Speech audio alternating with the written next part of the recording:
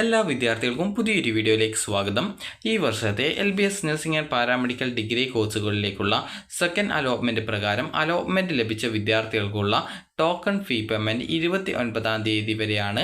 അപ്പോൾ 29-ാം തീയതി വരെ വിദ്യാർത്ഥികൾക്ക് ഓൺലൈനായിട്ടോ അല്ലെങ്കിൽ ബാങ്ക് വഴി ചലാൻ ഉപയോഗിച്ചുകൊണ്ടോ ഈ ഒരു ഫീ പേയ്മെൻറ്റ് ചെയ്യാം. ബാങ്ക് വഴിയാണ് അടക്കുന്നതെങ്കിൽ വിദ്യാർത്ഥികൾക്ക് ഏകദേശം 24 ഹവേഴ്സിന് ശേഷമാണ് വെബ്സൈറ്റിൽ നിങ്ങൾ ഫീ പേയ്മെൻറ്റ് ചെയ്തതായിട്ടുള്ള ഡീറ്റെയിൽസ് വരികയുള്ളൂ. അതുപോലെ തന്നെ ഫീസ് അടക്കാത്തവർക്ക് അലോട്ട്മെൻറ്റ് നഷ്ടപ്പെടുന്നതും അതുപോലെ ഫീസ് അടക്കാത്തവരെ പിന്നീടുള്ള തേർഡ് അലോട്ട്മെൻറ്റിൽ പരിഗണിക്കുന്നതും ആയിരിക്കില്ല. ഒന്നാം ഘട്ട അലോട്ട്മെൻറ്റിൽ ഫീസ് അടച്ചവർ നിങ്ങൾക്ക് അധികമായിട്ട് വല്ല ഫീസും ഉണ്ടെങ്കിൽ മാത്രം അടച്ചാൽ മതി. അധികമായിട്ട് ഫീസ് വരാനുള്ള സാധ്യത എന്ന് പറയുന്നത് നിങ്ങൾക്കിപ്പോൾ ആദ്യം ഗവൺമെൻറ് കോളേജിലാണ് കിട്ടിയത്, പിന്നീട് സെൽഫ് ഫിനാൻസിലാണ് കിട്ടുന്നതെങ്കിൽ അങ്ങനെ അധിക ഫീസ് ഉണ്ടാവാം.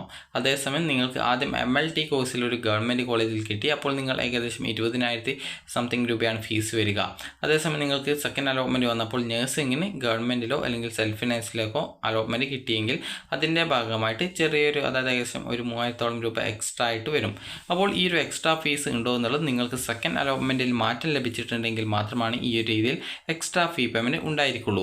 അതുപോലെ തന്നെ വിദ്യാർത്ഥികൾ അഡ്മിഷൻ എടുക്കേണ്ട ഡേറ്റ് ചോദിച്ചിട്ടുണ്ടായിരുന്നു. അത് തേർഡ് അലോട്ട്മെൻറ്റിന് ശേഷം അതായത് ഓഗസ്റ്റ് 31 മുതൽ സെപ്റ്റംബർ 6-ാം തീയതി വരെയാണ് വിദ്യാർത്ഥികൾ കോളേജിൽ ജോയിൻ ചെയ്യേണ്ടത്. നിലവിൽ നിങ്ങൾ ചെയ്യേണ്ടത് ഇപ്പോൾ ഈ ഒരു അഡ്മിഷൻ എടുക്കേണ്ടതില്ല.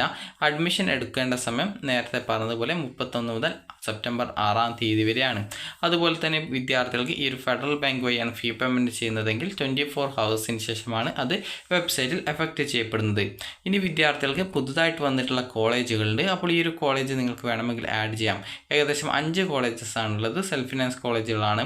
അപ്പോൾ അതുകൊണ്ട് തന്നെ നിങ്ങൾക്ക് ഏകദേശം ഒരു വർഷം 1,13,000 രൂപ ഫീസ് വരും. രണ്ടാം വർഷം തൊട്ട് നിങ്ങൾക്ക് വരുന്ന ഫീസ് എന്ന് പറയുന്നത് ഏകദേശം 1,02,000 രൂപയാണ് വരിക. ഇനി ഇവിടെയാണ് നിങ്ങൾക്ക് ഇവിടെ കാണാൻ സാധിക്കും 5 കോളേജുകളാണുള്ളത്. എല്ലാ കോളേജുകളും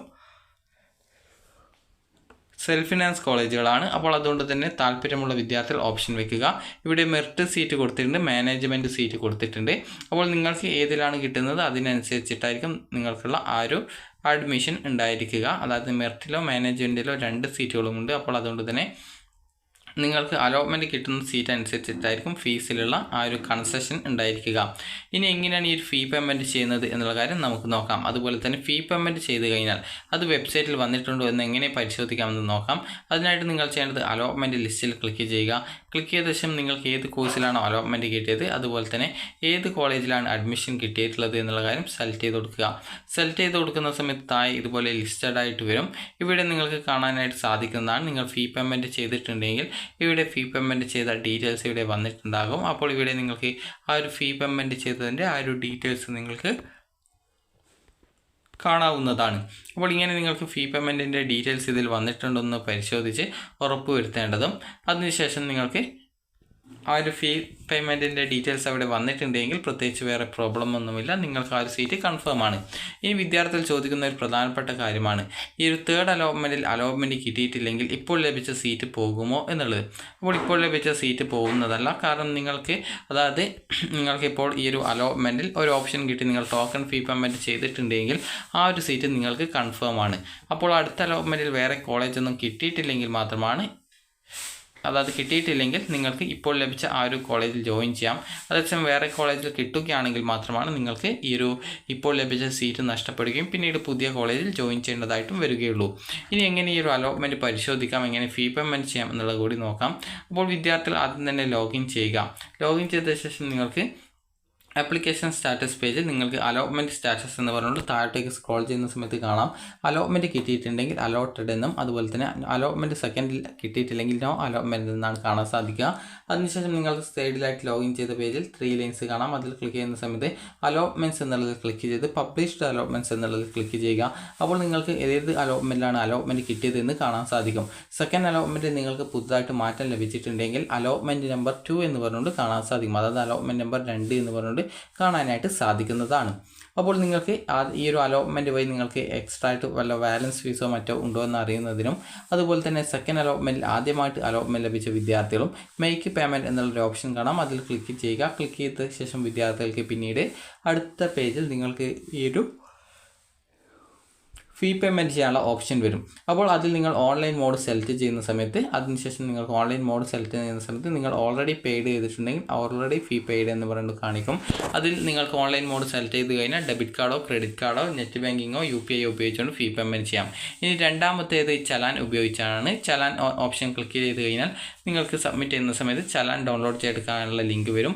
അപ്പോൾ അതിൽ ക്ലിക്ക് ചെയ്ത് ചലാൻ ഡൗൺലോഡ് ചെയ്തെടുക്കുക. അതിൽ നിങ്ങൾക്ക് വല്ല എക്സ്ട്രാ ഫീസോ അല്ലെങ്കിൽ നിങ്ങൾക്ക് ആദ്യമായിട്ട് കിട്ടിയവരാണെങ്കിൽ നിങ്ങൾക്ക് എത്ര രൂപയാണ് ഫീസ് നിങ്ങൾ ടോക്കൺ ഫീ പേയ്മെൻ്റ് ആയിട്ട് അടയ്ക്കേണ്ടത് എന്നുള്ള ഡീറ്റെയിൽസ് രേഖപ്പെടുത്തിയിട്ടുണ്ടാവും. അപ്പോൾ അതിൽ പറഞ്ഞ പ്രകാരമുള്ള ഫീസ് വിദ്യാർത്ഥികൾ അതുവഴി അതായത് ചലാൻ പ്രിൻ്റ് ഔട്ട് എടുക്കുകയും അതിനുശേഷം തൊട്ടടുത്തുള്ള ഫെഡറൽ ബാങ്ക് ശാഖയിൽ പോയിക്കൊണ്ട് ആ ഒരു പൈസ അടക്കുകയും അടുത്ത ശേഷം നിങ്ങൾക്ക് അവിടെ നിന്ന് ചലാൻ്റെ ആ ഒരു ബാക്കി ഭാഗം നിങ്ങൾക്ക് തിരിച്ചു തരുന്നതായിരിക്കും. അപ്പോൾ അത് നിങ്ങളുടെ കയ്യിൽ സൂക്ഷിച്ച് വയ്ക്കുകയും ചെയ്യുക.